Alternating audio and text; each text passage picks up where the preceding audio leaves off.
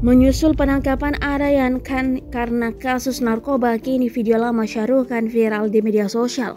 Video itu berisi pernyataan Shah Rukh Khan yang mengaku tidak akan keberatan Aryan menggunakan narkoba. Dalam video wawancara tahun 1997 itu, Shah Rukh Khan berbicara dengan Simi Grewal. Ketika mendapatkan pertanyaan apakah dia akan memanjakan putranya, Shah Rukh Khan bercanda dan mengatakan putranya bisa melakukan itu.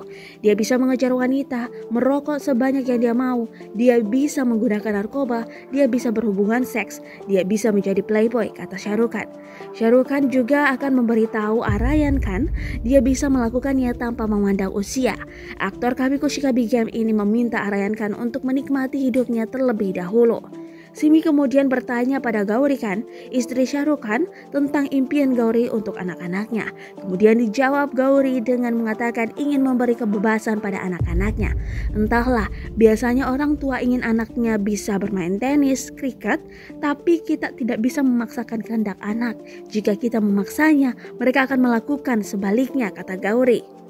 Seperti diketahui, Aryan Khan ditangkap NCB di atas kapal sedang menggelar pesta narkoba. Selama penggerebekan, NCB menangkap mereka yang sedang berpesta di kapal pesiar, menyita beberapa obat-obatan termasuk 13 gram kokain, 21 gram karas, 22 pil ekstasi, dan 5 gram MD.